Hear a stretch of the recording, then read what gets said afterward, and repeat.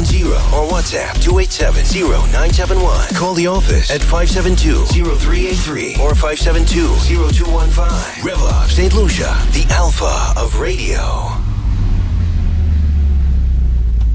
Already up next, Doctor in the House with Dr. Leonard Suraj, brought to you with the compliments of La Place Salazar, Jano Credit Union, Susie's Variety, and Tapio Hospital.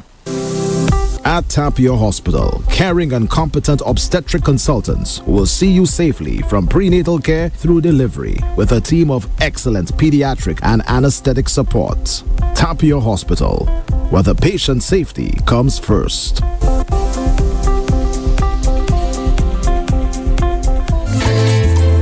This Christmas season, make your holidays merry and delicious with Susie's Variety. From rich, creamy eggnogs to festive fruitcakes, holiday hams and turkeys, fine wines, and so much more. Susie's Variety has everything you need to fill your home with Christmas cheer. Visit Susie's Variety in Bois de Wash, open from Monday to Friday from 8 a.m. to 6 p.m. and Saturdays from 9 a.m. to 6 p.m. Or stop by our Viewfort location, open Monday to Thursdays from 8 a.m. to 5 p.m. and on Fridays and Saturdays from 8 a.m. to 5:30 p.m. All locations are closed on Sundays, so shop early. Susie's Variety. Small store, big love. Come feel the Christmas magic. Merry Christmas and Happy Holidays to all our customers from Susie's Variety.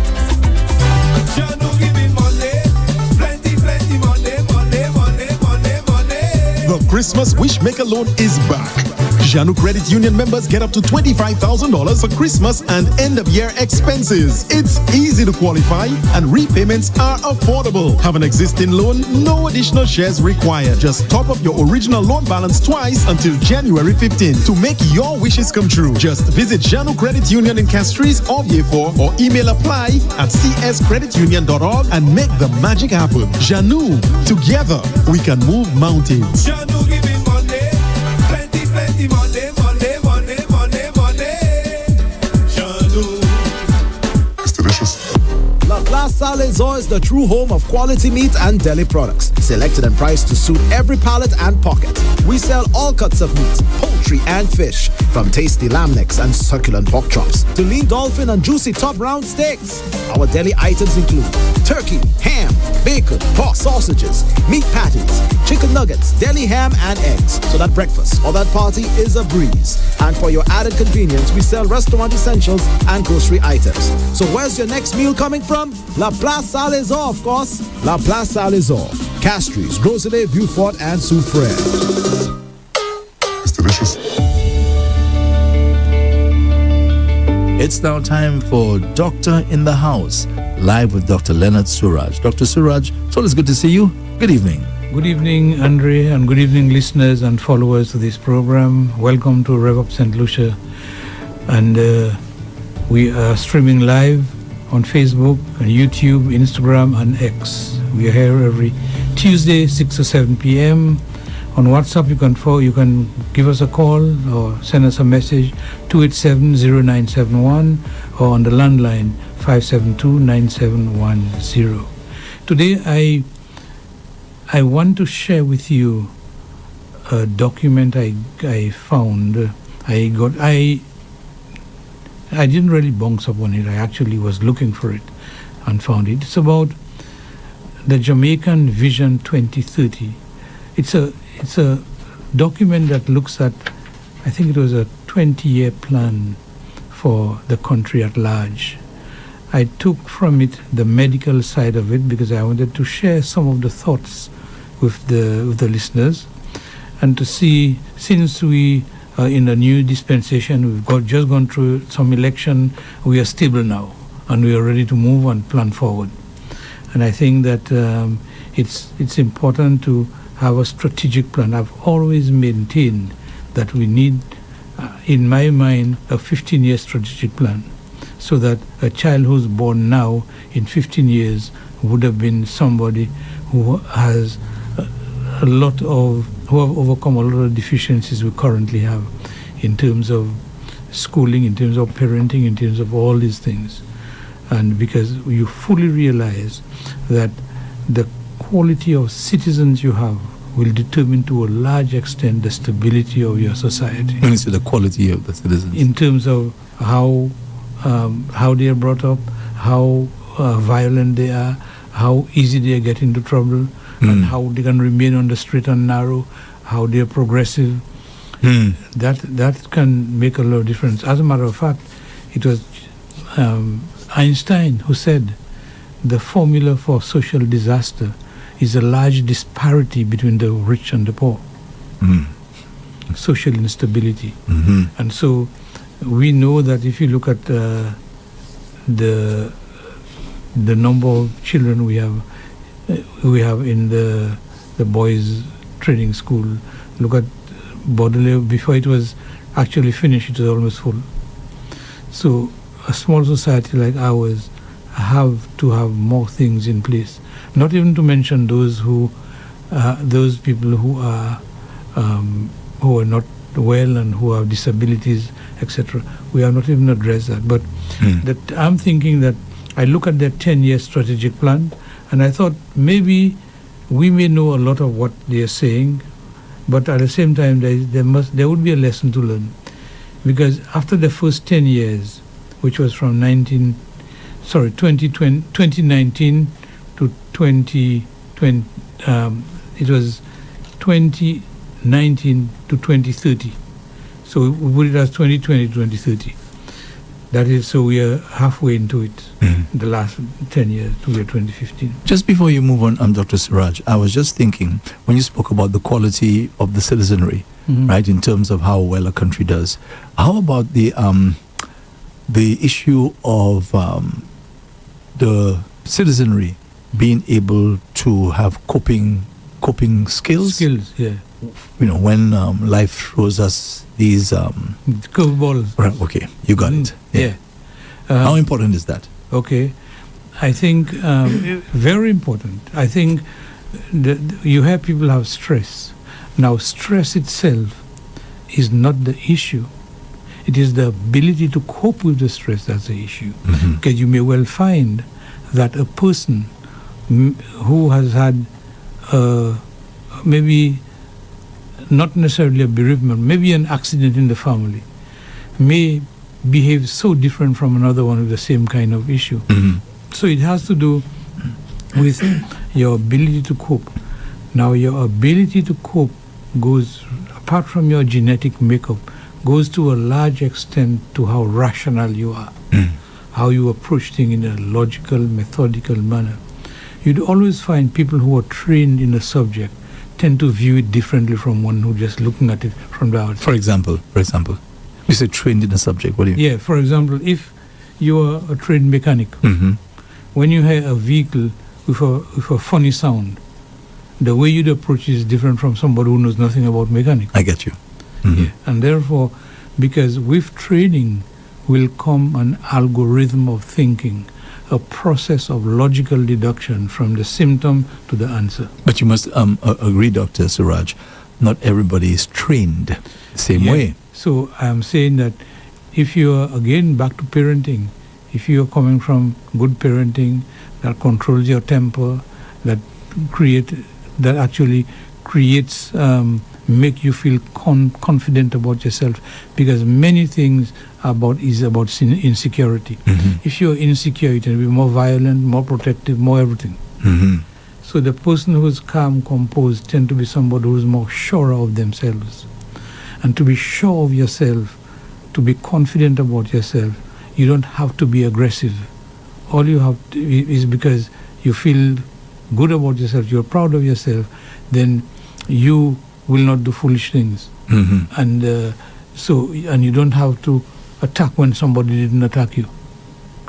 So you find these, if you have these qualities, you're more likely to cope with an adversity than if you get into a panic. Okay, so let me give you an example. You have somebody who has, I wouldn't say a terminal illness, but some kind of challenge where their health is concerned. And that person does not have the resources, financial resources, to address the problem. They just don't have it. Yeah. Now, how do you apply what you just said there your ability to cope. How do you apply that in that situation where the person, they don't have the resources? Maybe they've done all they could. Maybe they went to the authorities, tried to get some kind of assistance, and so they did the best that they could, but they themselves can't afford it. So putting what you say there into practice, how does that person now cope now with a situation like that where they just do not have the resources that they need to solve their problem? What is it that they're not supposed to do to ensure that it doesn't get any worse? Well, it sometimes is difficult to prevent things from happening to you, but we are looking at having it happened. How do you manage it? Right. That's where you are. But you would have to sit down and work out your strengths and your weaknesses, who you can call upon, rather than just getting into a panic. You then now have to say, well, I have an uncle who's there, I have a cousin there, and maybe I know somebody who knows somebody. Then you will try and look for ways of assisting yourself. Maybe you know an agency, maybe you know Red Cross, maybe you know somebody who are in Rotary. These are the agencies that assist. I'm not saying they're going to give you money, but I'm saying that you look for more areas who you know, and a lot of what is who you know and so forth. But if you cannot do anything else, but obviously there's nothing you can do, and you'd just have to suffer the consequences. So how do you with the coping mechanism not make your situation any worse? How do you do that? I think what must be your behavior, right? Your behavior is positivity. In other words, that feel that whatever you're going through is temporary. And I always, sometimes I believe when I see people in a lot of pain, I say maybe the pain is to get them to subdue and want to die. Because you have so much pain, you know you're end of the road, and so you're asking for death. Whereas everybody is frightened of death and running away from it, you are saying, man, just give me this thing, let me finish. So, but you can cope to a certain extent.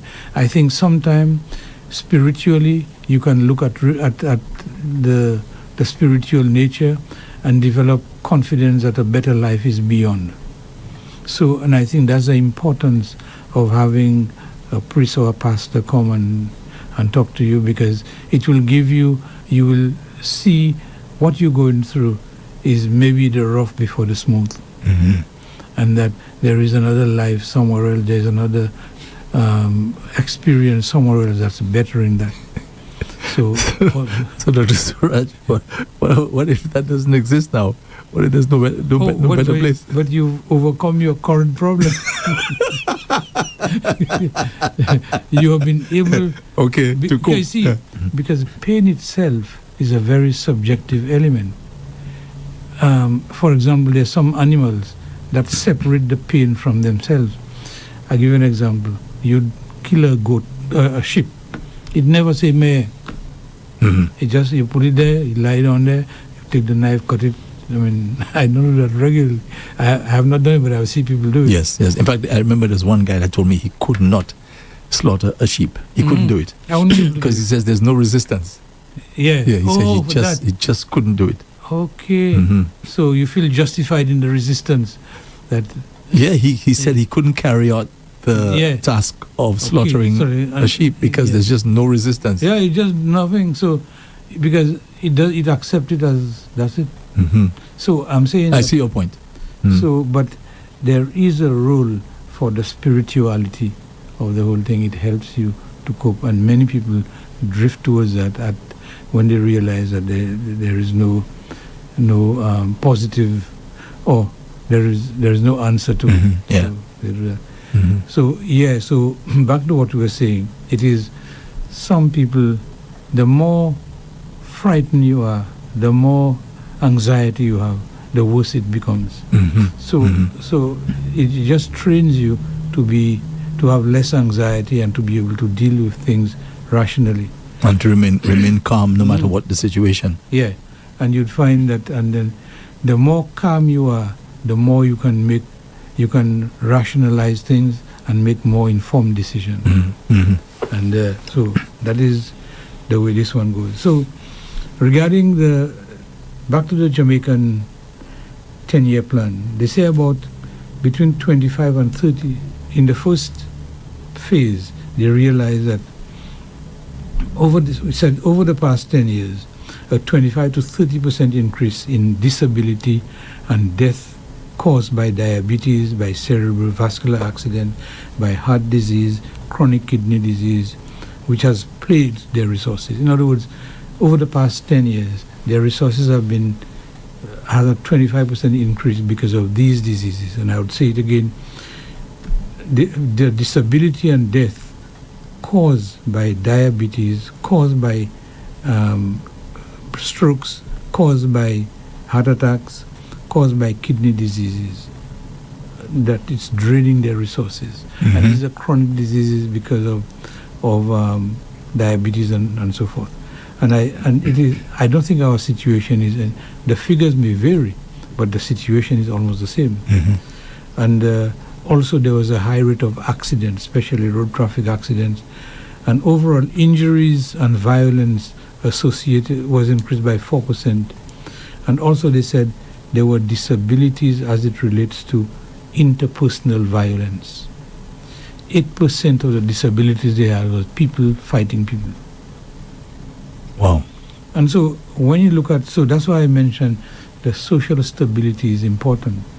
And the way you train your children, the way you raise them, the way you make them deal with anger, the way you make them deal with frustration is so important.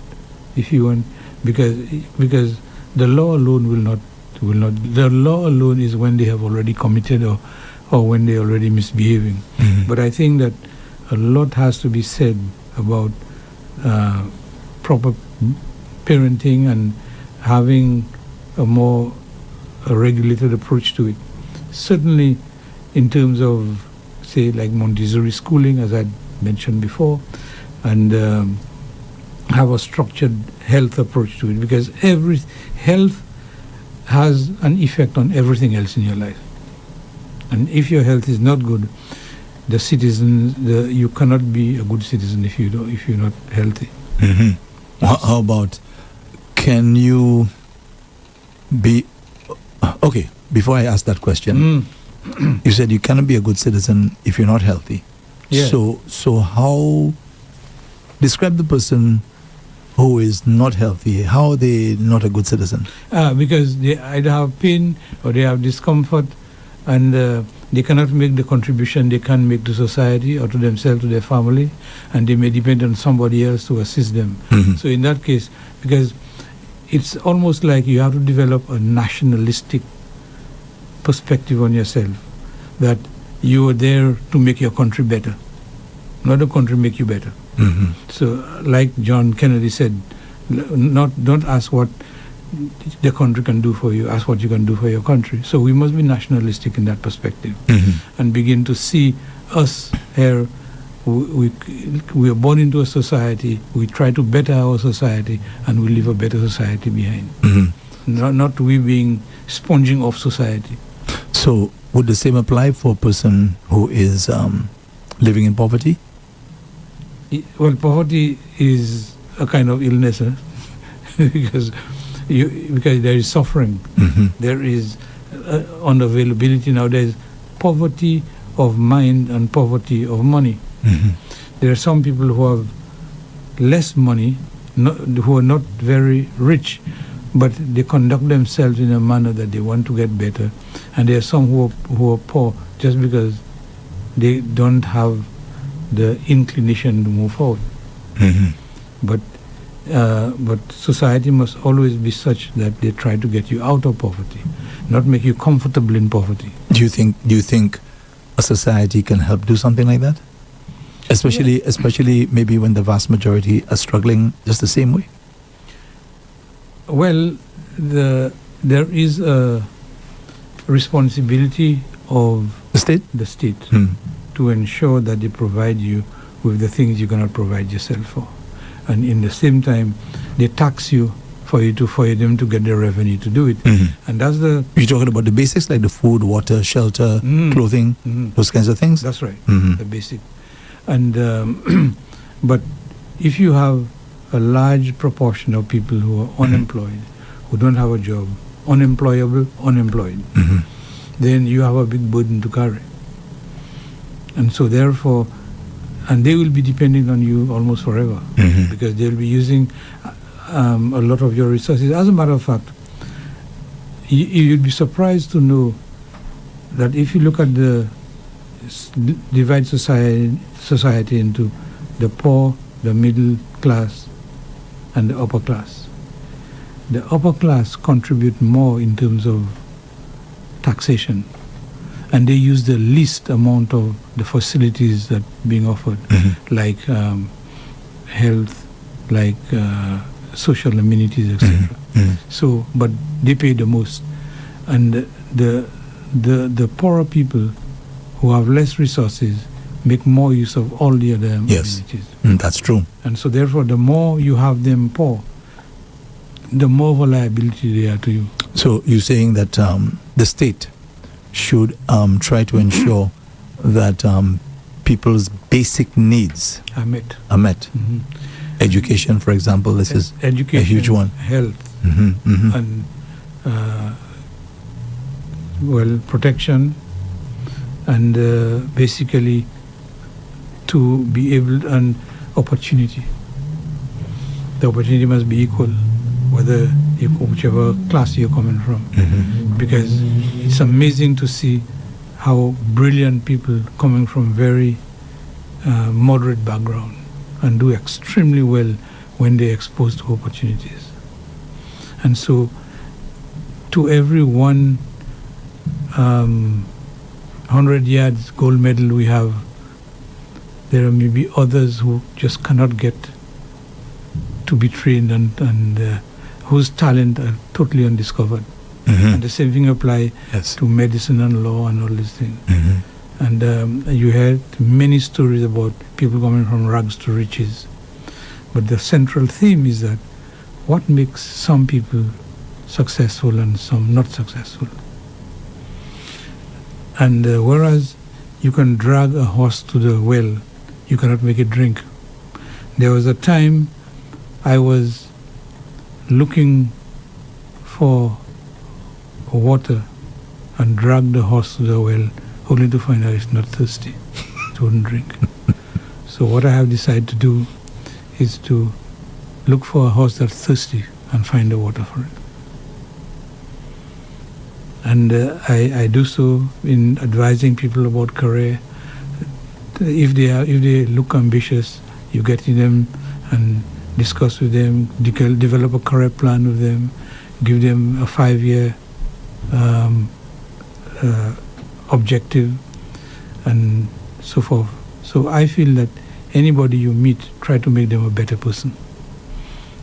But if they are not interested, not listening to you, there's nothing you can do. But back to the question, what makes some people ambitious and some not? And again, it comes to your value system, your self-concept, and yourself. What do you think of yourself? And what you think of yourself is what people make you out to feel. If they make you out to feel that you're good about yourself and make you look good about yourself, then you will be that way. Every little success, growing up in your first 5-6 years, every little success you make, they magnify it as if you have achieved a gold medal. But these small praises make you feel good about yourself. And similarly, if you did something and they castigate you and trample over you, make you feel like nothing, this is exactly how you'd feel, like nothing. And you'll feel there's no need for me to go forward because I'm nothing. And when others are aspiring to learn something, it don't make sense because you're going to be nothing anyway. There is one particular motivational story I read once, and it said that this little boy went from primary school to secondary school. He got a scholarship to secondary school, so he was paid through. But you have to show that you are keeping up and doing good. After his first term, they told him that he is in the 3 percentile. So the second term, he come out, he fall way low, below 50%. And the third term, below 30%. So the headmaster called him and said, "Look, Johnny, you came in as a scholar. The first term you did very well, and the second term you did poorly, and the third term, what has happened? What is it? What stress you have? What problem you have?" He said, "No, I have no stress, no problem. But if I am 30%, if I am a 3%, how you expect me to do anything?" He mistake percentile or percentage. Yeah. Because percentile means you're in the top 3%. Yes. And so because of that, he himself, the negative thing has troubled him, and he stopped learning, he stopped moving. Well, after that, when he was told, no, you're a real smart boy, grades are going up again. Yes. As you say that, I have a quote on my phone. I came across it this morning, and maybe it's a good time to share it. It says that the best thing parents can do is to teach their children to love challenges, be intrigued by mistakes, enjoy effort, and to keep on learning. And they show you a parent, and the parent is saying to the two kids, his two kids, a boy and a girl, "You're so persistent." So you have the boy saying, "I can do more." Right? He's building this, look like a little little project. Yes, right. Yeah. He said, "I can do more," and the girl says, "I'm so intelligent." Yeah. So you have a parent now, exactly what you're saying there, who's positive reinforcement in the kids, and they after all they believe it. They believe it, and when they get really good, now what you must not, according to the educationalists, what you must not tell the children, is to tell them, "Oh, you're very bright, because they believe because they are bright, they don't have to work hard to succeed. And so when they fail or when they fall low, they get very disillusioned. So you must reward them for effort, whether it's a trial and you fail or not. In other words, when they fail, do not castigate them. You must encourage them, because a failure is a good learning point. Because if you are to pass everything, you would never know how good you are. You must get to a point where you've been challenged, and so you know your limit. And so I think that. So you're saying parents must need to praise effort. Effort. Yeah. In the beginning, in words, you praise outcome because they have to start somewhere. But gradually, you begin to praise them for their diligence, their effort, their staying power, their stickability, and make them feel the result, the ultimate result is not as important as the try. The effort you put into it, and find ways of rewarding them for that. Yeah, for the effort. For the effort they are making. Yeah, because if you have a child that's making little to no effort, it doesn't make sense saying you're so bright, you're so great, and rewarding them for basically not achieving much. And they always tell you, they say genius is 1% inspiration and 99% perspiration. You may have heard that before. And so therefore it is the effort that you put. And as a matter of fact, I can give you a story of the Beatles. You may know the Beatles. Yes. The Beatles are an English group, and they were very ordinary, looking for a job, working occasional days, 1 or 2 days a week. And they got a contract to Germany. But in Germany, they had to practice and practice and practice. And in doing so, they got so good that, and they would tell you that it is the amount of practice they have done. And it has been estimated that before you can feel good about something, you would have done at least 1,000 practices. And so, and similarly, if you're going to write exams, etc., for people who are in exam, the past papers are important. You do it and do it and do it. A time comes when you've done so many that when the exam comes, it's just a breeze. And they will tell you, just like in cricket, this guy, this from Sri Lanka, who bowls flat out, forget his name, but he used to practice. He used to put in one shoe and one stump, Malinga. And Malinga would bowl at this stump and the shoe. The shoe is the foot on Yes. until he get it. That's why he is one of the few guys who can give you 6 Yorkers in 6 balls.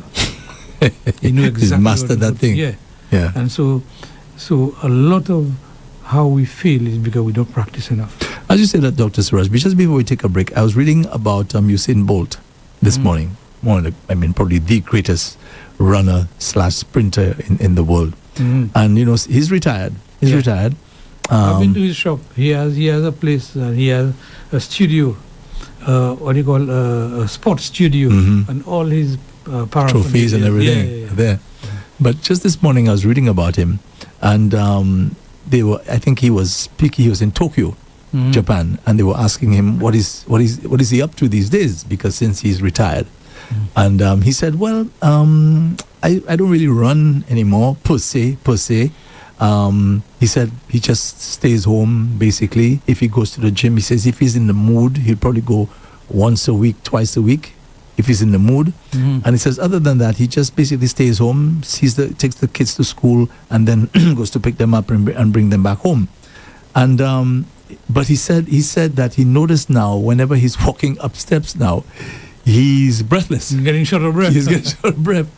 So he says he's realizing now that he needs to be running actively. Not the way it was before for competition. Keep active, So that just strengthens the point that you're making. It is very important. As you age, you lose muscle mass at the rate of 1% every so many years, and so therefore, as you age, you must exercise more. In his case, he's not really running because he figures, okay, I'm retired, no need to be doing that. But he's noticing that when he's walking upstairs and so on, he's out of breath. That's what I'm sure that never used to happen to him before. He would be the ultimate guy with all the oxygen. Exactly. Yeah. Okay, Dr. Suraj, let me just take a little break. This is Doctor in the House live on Rev-Up St. Lucia 95.9 FM. Brought to you the compliments of La Place Salaison, Jeannot Credit Union, Susie's Variety, and Tapia Hospital.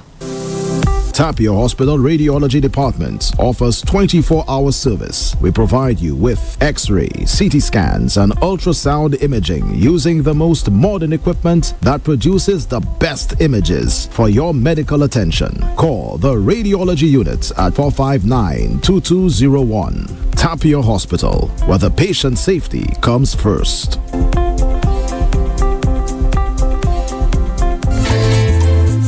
Christmas season, make your holidays merry and delicious with Susie's Variety. From rich, creamy eggnogs to festive fruitcakes, holiday hams and turkeys, fine wines, and so much more. Susie's Variety has everything you need to fill your home with Christmas cheer. Visit Susie's Variety in Bois de Wash, open from Monday to Friday from 8 a.m. to 6 p.m. and Saturdays from 9 a.m. to 6 p.m. Or stop by our Viewfort location, open Monday to Thursdays from 8 a.m. to 5 p.m. and on Fridays and Saturdays from 8 a.m. to 5:30 p.m. All locations are closed on Sundays, so shop early. Susie's Variety, small store, big love. Come feel the Christmas magic. Merry Christmas and happy holidays to all our customers from Susie's Variety.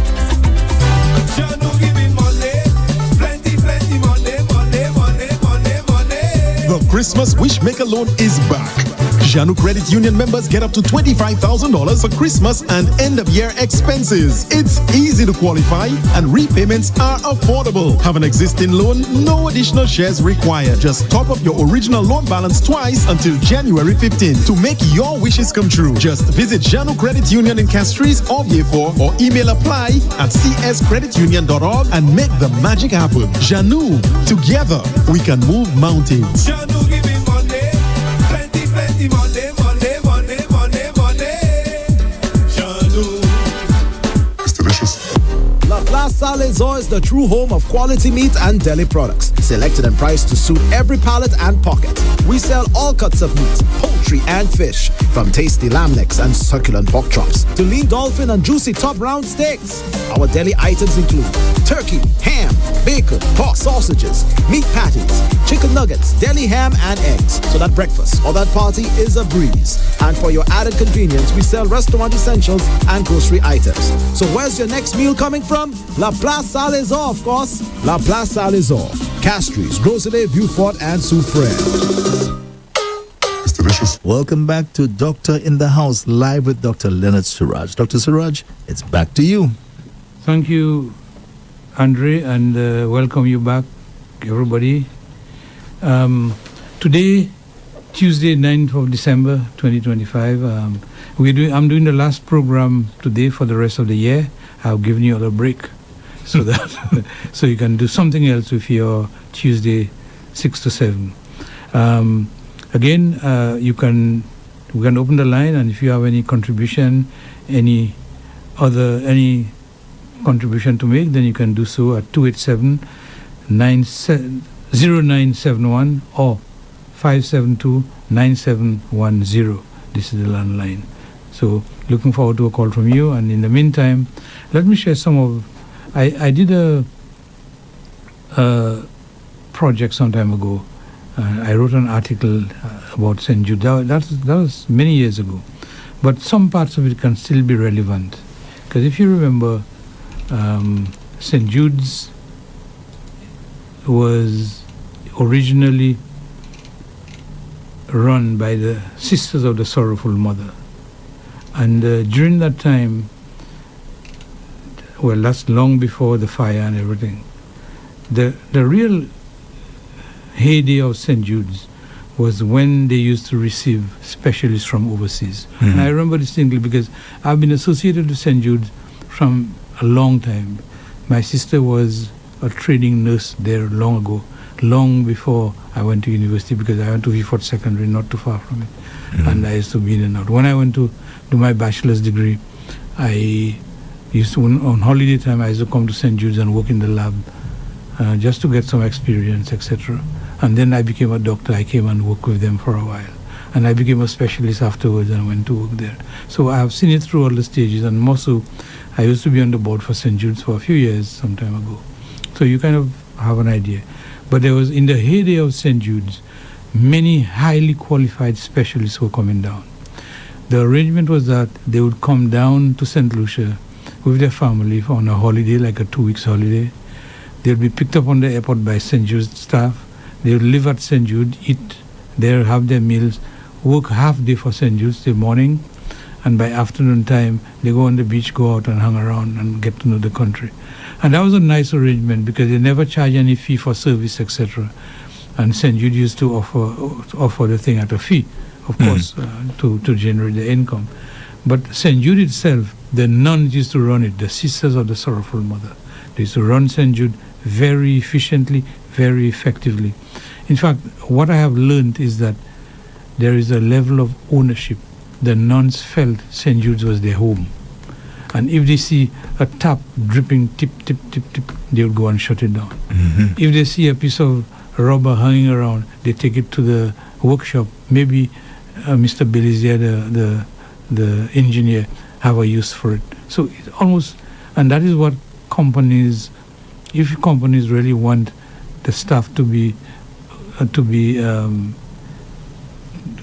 loyal, then they need this buying in and this ownership.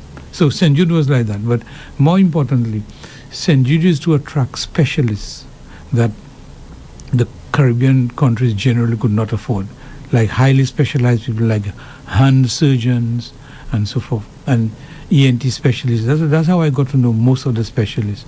They used to come to St. Lucia, and I set up a linkage with them. And from then on, even when they go overseas, I communicate with them.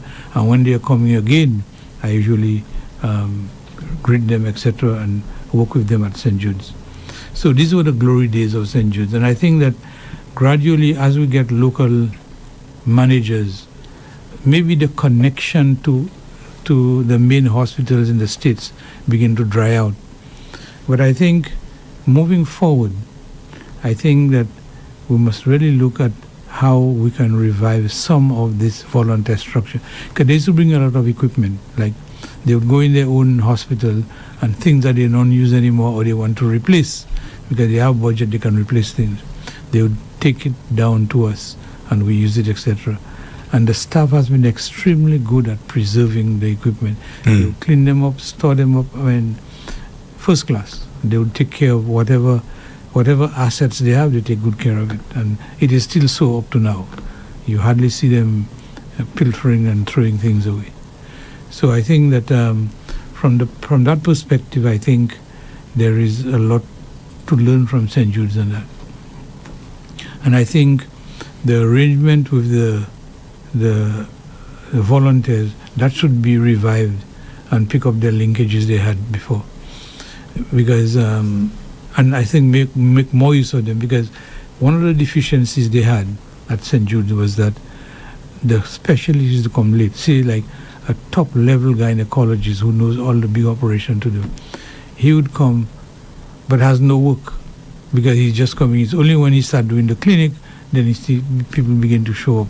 Now, I think when you have these highly specialized people, the whole nation should know, so that the doctors can bring in their staff, can look at the difficult cases and bring them there.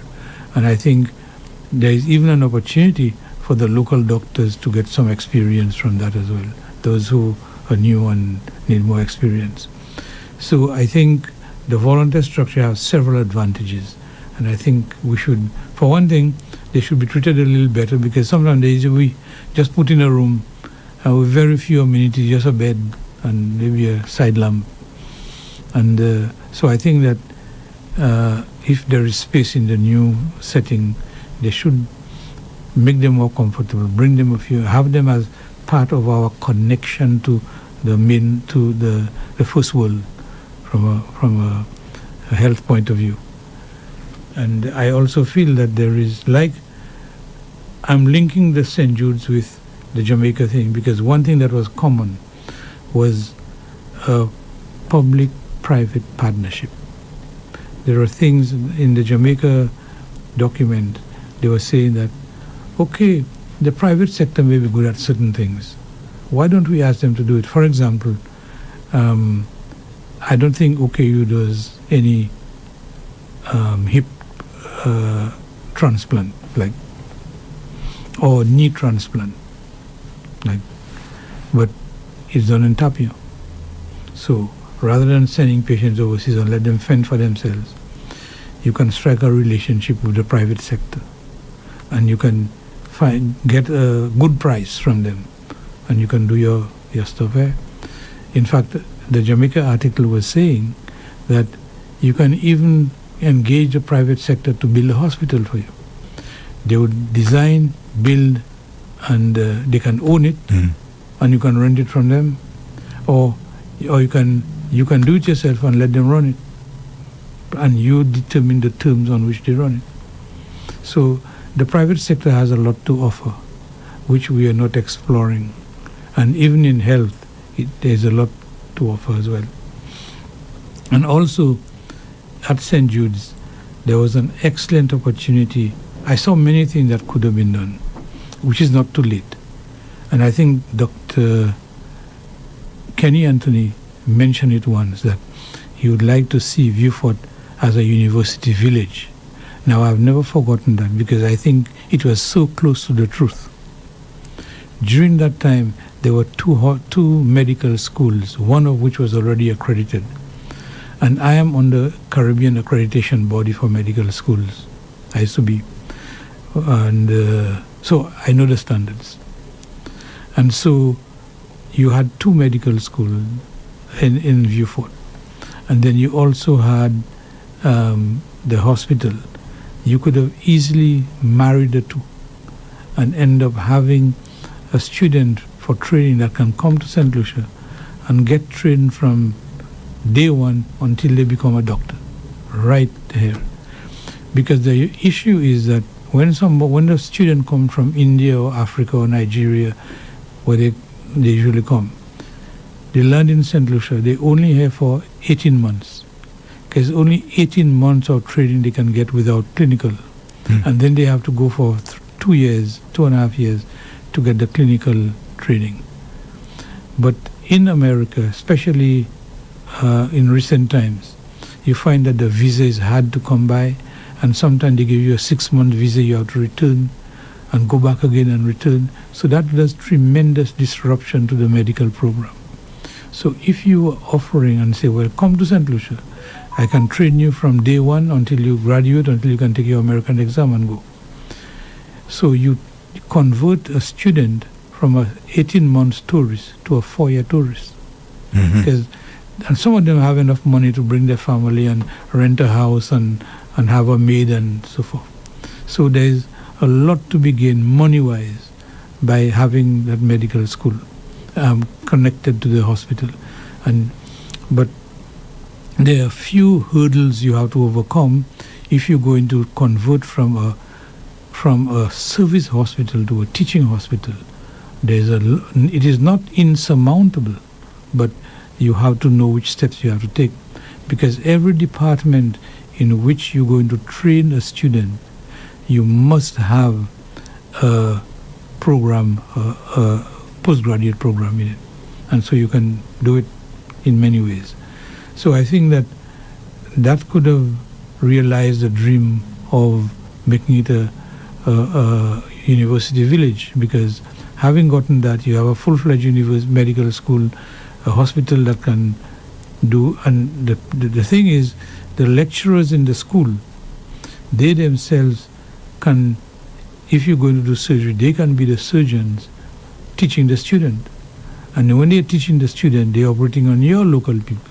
So they elevate the standard, and they would, of course, bring the university to a higher level and bring the hospital to a higher level. So you have a lot to be gained from that. And more important, you can now develop your medical tourism. Having been a teaching hospital, people from the region will be more likely, rather than going to the States, to actually come here and even come to St. Lucia for medical care, etc. I know because of the Express des Îles, many people from Dominica are coming to St. Lucia now, because just pick up the boat and go right down. So we must look at all these things and see how we can improve and how we can generate more income in that. Let me just remind our listeners that this is the final Doctor in the House with Dr. Leonard Suraj for 2025. God willing, Dr. Suraj will be back with us early 2026. So if you'd like to call, the fixed line is 572-9710. Fixed line 572-9710, or you can WhatsApp 287-0971. WhatsApp is 287-0971. This is the final Doctor in the House for 2025. We hope to recommence January 2026. Okay, Dr. Suraj, I think you have about 11 minutes to go. 11 minutes to go. 11 minutes before Christmas. We're winding down, yes. Yeah. So I think that for St. Jude's can have a very bright future if they look at ways of elevating it and also generate more income. Again, the public-private partnership is something to look at. And also, yeah. You spoke about these specialists who used to come down to St. Jude. Yeah. As a young man, I remember either reading or hearing about these specialists. Seems as though the nuns who were running the hospital, they had some really powerful links. Yeah, because they actually were nuns who belonged to a hospital. It was one particular hospital. Yeah, I know about two hospitals that they were in. And there was a time that there's a guy who was Mr. Roy. He was the administrator of a hospital in the States and came to St. Lucia and was the administrator of St. Jude's Hospital for a few years. I think it was one particular Catholic hospital he was in. And he was there's a lot that we had to learn from him in terms of administering and managing a hospital, because he was the one that put a lot of revolutionary thing in place that actually made the hospital much better. So do you think that these links that you spoke about earlier, that it is still possible to have these specialists? I think so. I think occasionally you find one or two, because even some of these guys, I'm still in contact with them. Like there is the two ENTs. I made sure that when the ENTs came, I communicate with them, we do work together, and when they leave, I tell them how their patients did, etc. Because I saw them as a guest to us. and they. So I know one particular one. He still comes to St. Lucia, and there was a girl who was a pediatric ENT, specialized only in children ENT. So you can see they're highly specialized, and she did a lot of work with us in Vieux-Fort at St. Jude's. And the other guy was he was more into air surgery, all the major air operation we used to do at St. Jude's. So some of them are still available, and even though they may not be there, but you'd have connection with the hospitals, and then you can make that connection and try and revive it. Because it's for them, there are other benefits. They would see the money they spend on coming to St. Lucia, it can be offset from the taxation. It can be used as donation and doing Good Samaritan service elsewhere in third world countries. I remember distinctly that letters had to be written by the administration to certify that they came on and were doing voluntary work for no payment. And so that looks good on their CV, help them with their holiday, and help them with financing, etc. So I think that should be continued.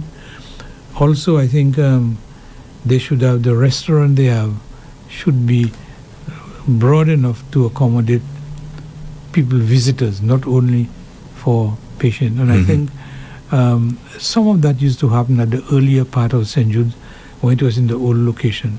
You could have just gone as somebody who is from outside, just pay your lunch and have lunch. Dr. Suraj, as you mentioned that, just a little joke. Tapia Hospital has a restaurant. Yeah. And there's some good food there. Very, very good food. But 90% of the time, right, if I happen to be at the hospital, maybe to collect a check or something, or to get some medication, what I hear is that the food is finished early because of they have to serve the patients first. Yeah. Yeah. Regarding Tapia Hospital, I think a lot of infrastructure have been put in place to open it to the public. But one of the limiting things is that the space is very confined, and you can only do a certain number of meals. So that has to be improved upon. But although the meal tastes good when you get to it, but sometimes I think that they say now that they can offer a meal up to 2 o'clock. But I have gone there at 2 o'clock and it's finished. And even me that is working upstairs find it. But yes, I think there is need to improve on that. If you're going to go to the public and say you have a dining place, then you should serve for longer. Yes, I remember on one of your previous programs, that was actually the topic. Yes, that the restaurant is open and serving good food. It's true, the food is good. And they heighten your expectation and can't deliver. But it's not that they can't deliver. Apparently they're delivering to the patients first. Yeah, well, there should be a special channel that directs you to patient and another staff that sees about visitors coming in. So that's how it should be. As you mentioned, St. Jude in that situation, that just came to my mind. They used to have a gift shop at St. Jude, and I think that should continue if they want to raise some money. And I think the other thing that should be considered, they should have a private wing, because it is difficult for government to finance a hospital without any alternative sources of income, not from national budget. You're talking about St. Jude, right? Yeah, St. Jude. Because St. Jude get a subvention, and the time I used to know it, the subvention is never enough to do all the things you want to do. So sometimes they really have to be thrifty about how to manage it. And people are very sympathetic to St. Jude's, and you can see it when it got burned, the number of school children that contribute to the money, to helping out. So St. Jude is a very passionate entity for all of us. And so you'd hate to believe it is scrunting to manage, and I think they should have a financing assistance. And I think if they had a private wing, because even in England, what you have seen is that the National Health Service, which is usually funded by government, they have actually put a wing, or many of them have a private section where the same doctors who work in the government one will work in the private one. So they're not far. If there's an emergency, they're just next door. Mm-hmm. So when they leave their work, and what they do is that they provide nurses paying at a higher level, and they provide the doctors, etc. And so everything is private. Even when that's in England. Even when the bills go, say like laboratory, etc., they are charged more because coming from insurance, and they are paid by the insurance. So whatever money they make, the profit help to assist the general hospital. Okay, well, while we about to wind down, we actually have a call, Dr. Suraj. Oh, just a reminder to use your headphone. Right. Yes, so. Good evening. Hello, yes, good evening. Yes, a good evening to you, Andre, and to your guests. Good evening, sir. Actually, the host of the show. Thank you. Sorry about that, the host, yes. That's all right. I'm a Barbadian, and I remember doing business with St. Jude. Mm-hmm. In that shop that was just mentioned, and selling them souvenirs made in Barbados for St. Lucia. Okay. For the hospital. Mm-hmm. There were trays that you could buy, and plaques, wall plaques and things like that were manufactured in Barbados, which I sold to them. Okay. As well as I traveled through 12 other islands in the Caribbean doing business. St. Lucia was one of my stops way back in the 70s.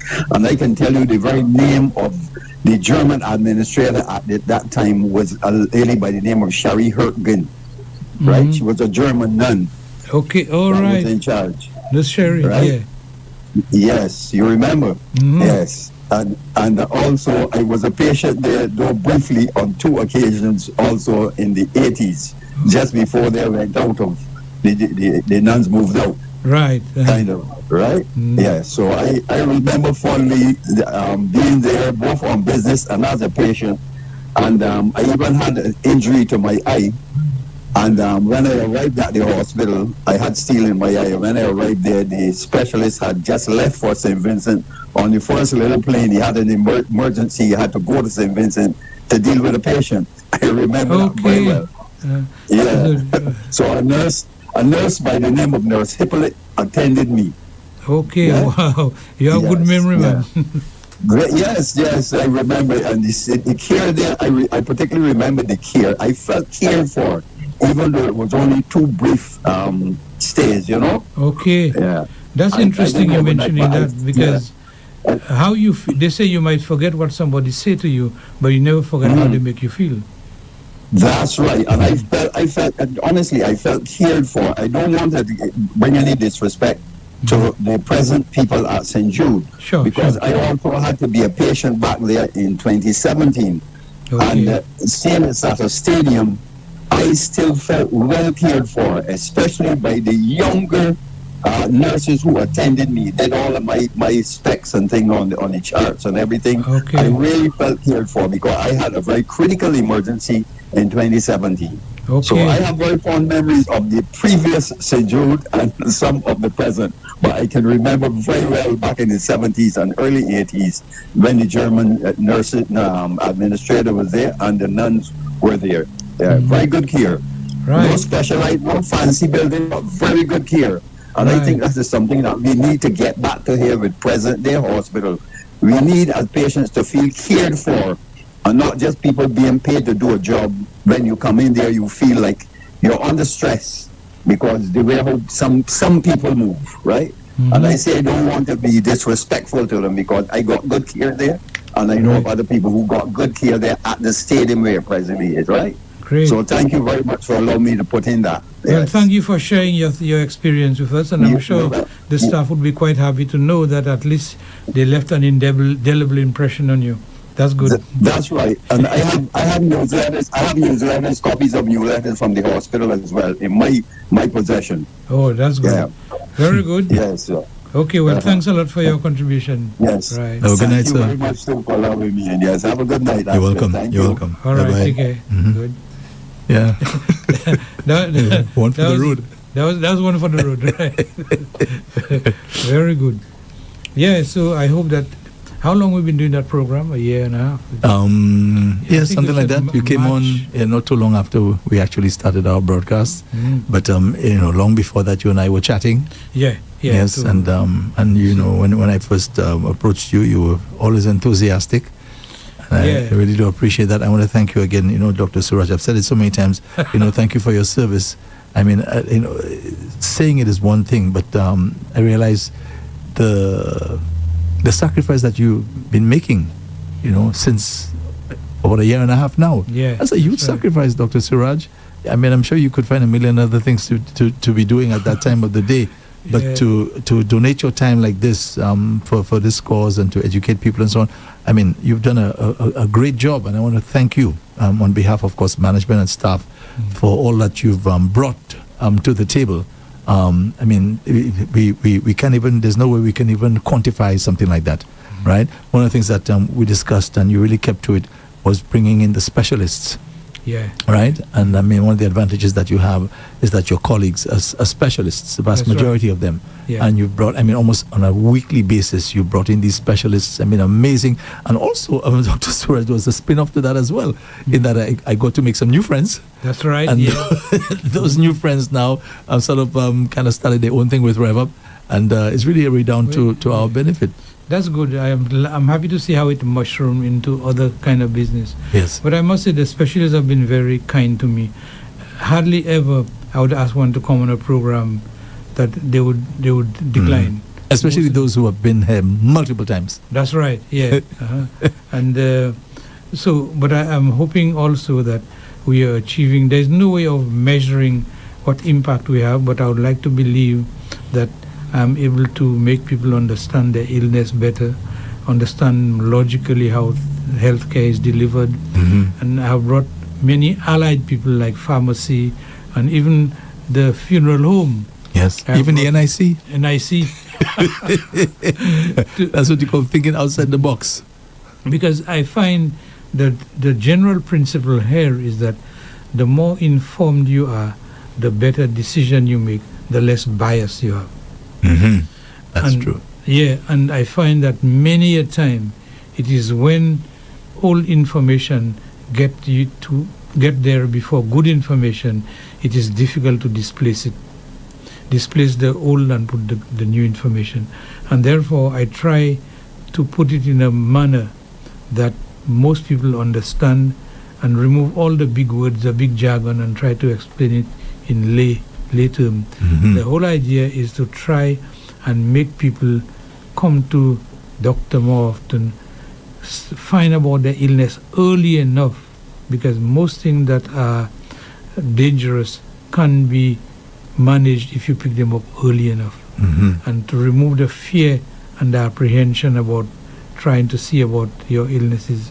So that is and the even objective. the issue of medication, because some of us, I put myself in there, had these opinions, if you will, how we saw medication as, we generally look at it as side effects and this sort of thing. And even that, I mean, Dr. Suraj, I mean, my mind has been opened where medication is concerned, Well, right? I'm happy to hear that. Because I brought in Mr. the pharmacist. In fact, I brought two pharmacists. Yeah. Mr. Weeks and the other guy. And so, yeah, it's to me, education is not in a narrow tunnel. You have to be broadly educated, because education in itself is about opening of the mind, allowing the mind to accept more than the narrow limits it has. And so, therefore, I'm hoping that by bringing out the programs, I'm able to open up the minds of people and make them more receptive to scientific treatment. Definitely. So I wish everybody a wonderful season, and be moderate at everything you do. Obey the laws of the country, obey the laws of traffic, law of driving, and although there are not much laws on how much you must drink, but be careful how you conduct yourself, because everybody must come bright in the new year. Yes. Thank you very much for listening, and Andre, thank you tremendously for having me doing that program, and we move together on that. Yes, of course. I want to thank our listeners, of course, our viewers, and also those who take the time to call in. Right, yeah.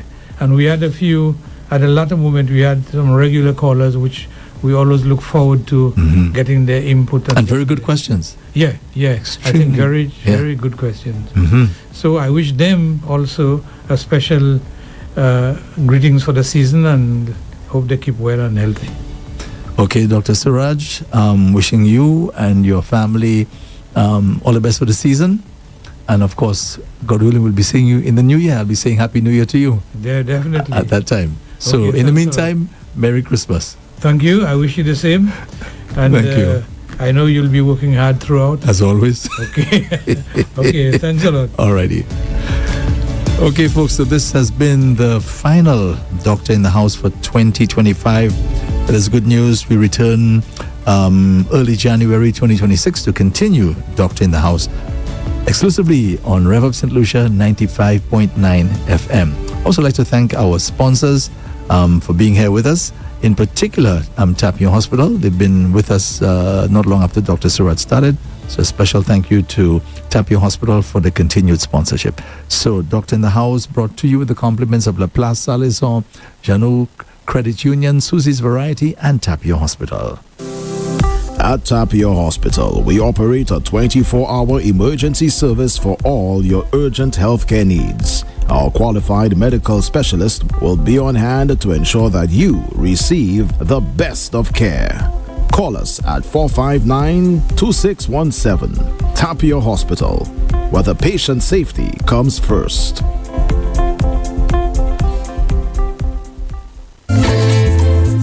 Christmas season, make your holidays merry and delicious with Susie's Variety. From rich, creamy eggnogs to festive fruitcakes, holiday hams and turkeys, fine wines, and so much more.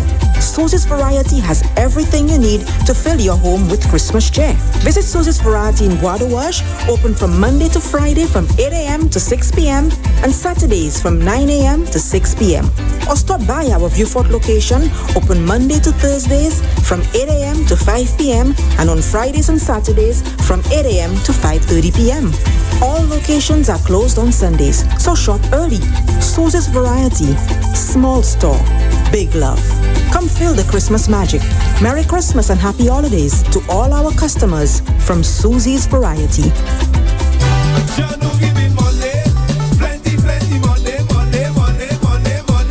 The Christmas Wishmaker loan is back. Janou Credit Union members get up to $25,000 for Christmas and end-of-year expenses. It's easy to qualify and repayments are affordable. Have an existing loan, no additional shares required. Just top up your original loan balance twice until January 15 to make your wishes come true. Just visit Janou Credit Union in Castries or Vieux-Fort or email apply@cscreditunion.org and make the magic happen. Janou, together we can move mountains. Janou giving money, plenty money, money, money, money, money. Janou. It's delicious.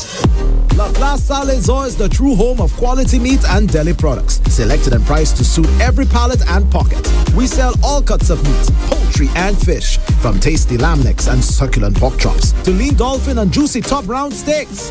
Our deli items include turkey, ham, bacon, pork sausages, meat patties, chicken nuggets, deli ham and eggs, so that breakfast or that party is a breeze. And for your added convenience, we sell restaurant essentials and grocery items. So where's your next meal coming from? La Place Salazar, of course. La Place Salazar, Castries, Groselet, Vieux-Fort, and Soufrière.